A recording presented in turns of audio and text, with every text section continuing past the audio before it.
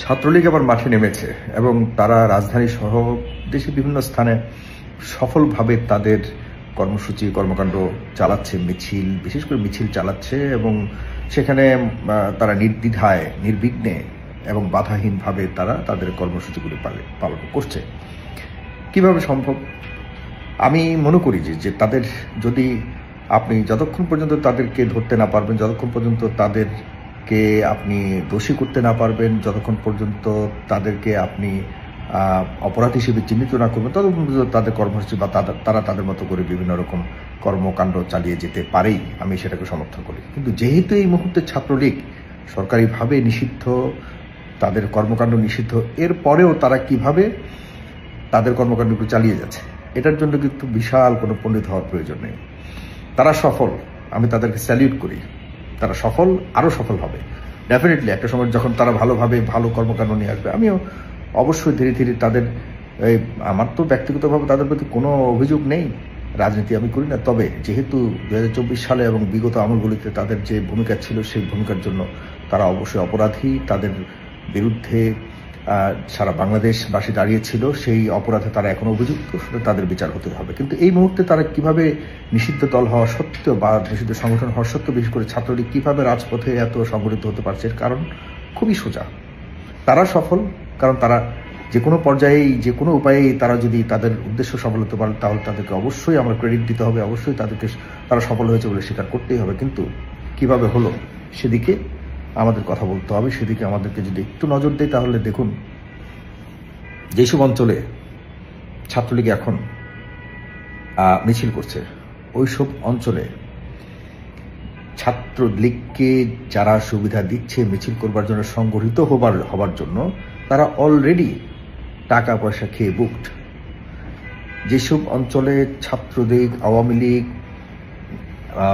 সংগঠিত হচ্ছে এবং বিশেষ করে একটা মিছিল করবার জন্য যে সাংগঠনিক তৎপরতা প্রয়োজন, সেগুলো কিন্তু আশপাশের যারা অন্যান্য রাজনৈতিক দলের যারা সংগঠক রয়েছেন, নেতা নেত্রীরা রয়েছেন, বিশেষ করে কর্মীরা রয়েছেন, তারা কিন্তু সবাই জানে কোনো না কোনোভাবে যে হ্যাঁ ছাত্রলীগের এরকম কিছু একটা হতে যাচ্ছে। কিন্তু তাদেরকে বাধা দেওয়ার যে কলিজা বলুন, কলিজা না হোক, বিবেক যেটা বলুন, সেটি নাই।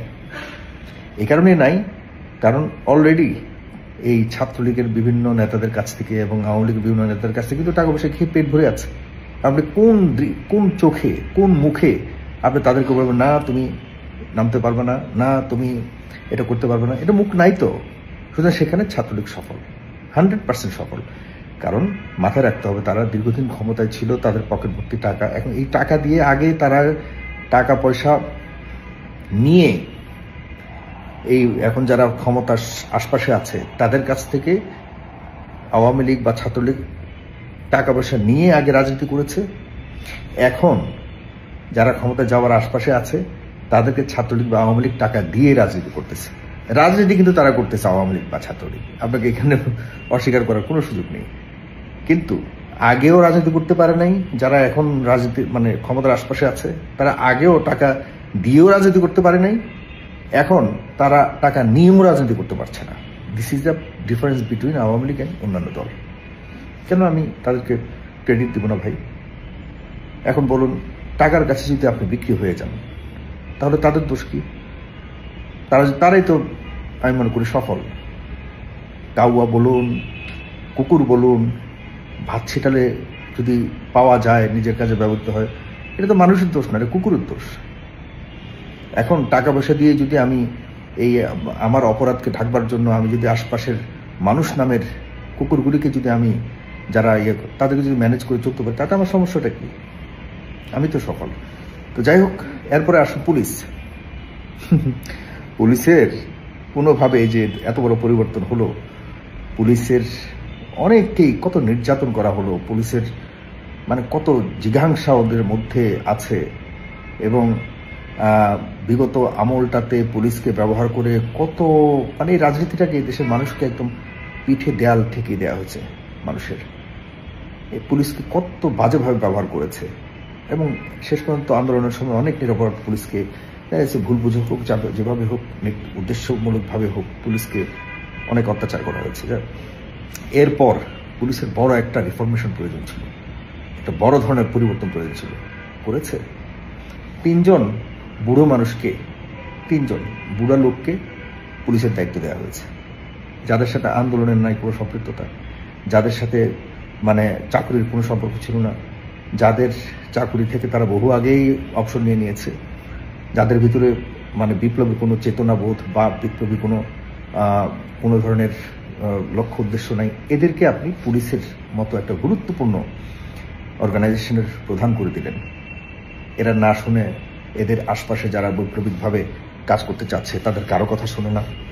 এরা যখন তখন যে কোনো কাউকে যারা বিপ্লবী চেতনার, তাদেরকে যে কোনো সময় যে কোনো বিষয়ে কোনো ছুতো পেলেই তাদেরকে সরিয়ে দেওয়া হচ্ছে। আচ্ছা বলুন তো, এখন যদি সরিয়ে দেওয়া হয় যে ভালো ভালো মানুষগুলো যারা কাজ করতে চায়, তাহলে কিভাবে আপনি রিফরমেশন থাকবে ওর কথা, কিভাবে আপনি স্বাভাবিক পর্যায়ে পুলিশকে চালাবেন? সেখানে একটা বড় ধরনের ঘাটতি আমরা দেখতে পাচ্ছি। এখনো পর্যন্ত কোনো তো আক্কা নাই। আপনি ছোটখাটো একটা পুলিশ অফিসারের ব্যাপারে আপনি যদি বলেন যে ভাই সে এই 24-এ অনেক ভূমিকা রেখেছে, এখন তার একটা ছোট্ট অভিযোগ আছে তার বিরুদ্ধে, সাথে সাথে ওই ছোট অফিসারকে সরিয়ে দিবে। ছোট অফিসার বলতে আমি একদম আপ টু ডিআইজি পর্যন্ত বলতেছি, বড় অফিসার পর্যন্ত বলতেছি, একদম সাব ইন্সপেক্টর থেকে ওই পর্যন্ত সাথে সাথে সরিয়ে দিবে। কিন্তু এরপরে উপরে যারা মূল দায়িত্বে আছে, তাদের যত বড় অপরাধী হোক, তারা যত বড় অপরাধী করুক, তাদের বিরুদ্ধে যদি সারাদিন আপনি কথা বলেন, তাদের কিচ্ছু হবে না, কিচ্ছু হয় না। এই কারণে তারা ইচ্ছা মতো এই পুলিশ প্রশাসনকে, পুলিশ ডিপার্টমেন্টকে একদম সম্পূর্ণ ড্যামেজ করে দিচ্ছে। এই যে যতগুলি মিছিল হচ্ছে, মিটিং হচ্ছে বিভিন্ন জেলায় জেলায়, এসব জেলার এসপিদের, এসব জেলার বা এসব অঞ্চলের পুলিশের, ওইসব অঞ্চলের যারা গোয়েন্দা সংস্থার লোক আছে, তারা কি জানে না যে এই ধরনের সাংগঠনিক কর্মকাণ্ড তৎপরতা চলছে? হ্যাঁ, তারা অবশ্যই জানে, কিন্তু জেনেও তারা কিচ্ছু করার নাই, কারণ তারাও বুট। এরপরে দেখুন তাদের কথা আরেকটা আছে যে ভাই আমরা গ্রেপ্তার করে আনবো, কিন্তু গ্রেপ্তারের পর আদালত থেকে কে ছুটিয়ে দিচ্ছে? এটা আমরা ছুটাচ্ছি না, যারা ছুটাচ্ছে তারাও বুট।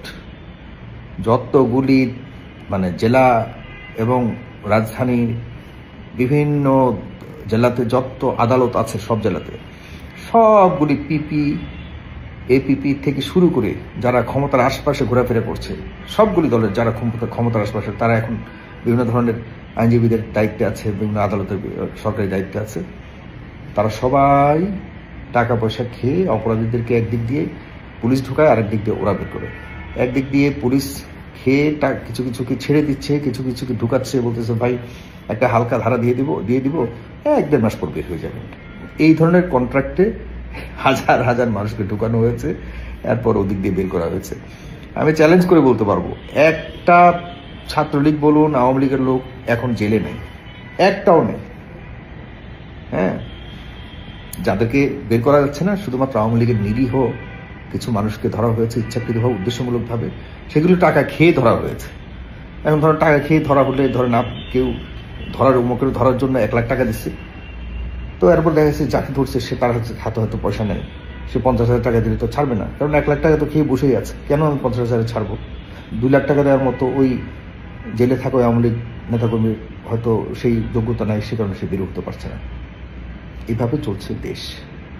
প্রশাসন, আপনি দেখুন প্রশাসনের যে কাজ মানে দায়িত্ব পালন করবার কথা, সচিবালয়ে প্রত্যেকটা পদে, প্রত্যেকটা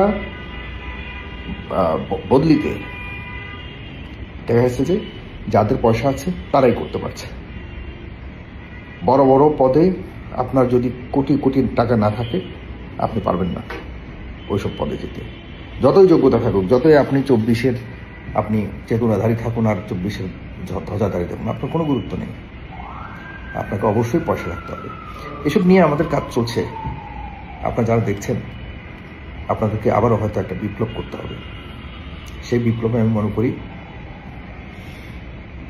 সামনের বাংলাদেশে আবার ঐক্যবদ্ধ হওয়ার জন্য সবগুলি শক্তি, ইনক্লুডিং আওয়ামী লীগের যারা ভালো চায়, আওয়ামী লীগের যারা, তাদেরকে ঐক্যবদ্ধ হতে হবে। হয়ে এই মাঝখানের মধ্যস্বত্বভোগী পাবলিকগুলি যতদিন পর্যন্ত এই দেশ থেকে বিতাড়ন না হবে, বা তাদেরকে যতক্ষণ পর্যন্ত আমরা নির্লিপ্ত করতে না পারবো, বারংবার রক্ত দিয়ে যেতে হবে দেশের মানুষের, সাধারণ মানুষের। কোনো পরিবর্তন আসবে না, কথাটা লিখে রাখেন।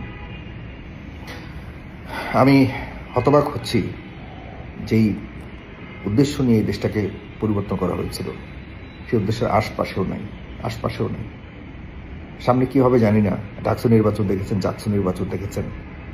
নির্বাচন হয়েছে ৪১ ঘন্টা পর নির্বাচনের ফলাফল দেওয়া হয়েছে। কিভাবে নির্বাচন হবে? এই যে জাতীয় নির্বাচন এত সহজ, এই সরকার দ্বারা সহজ কোনোভাবেই না। যাক, সাথে থাকুন, শেয়ার করে দিন।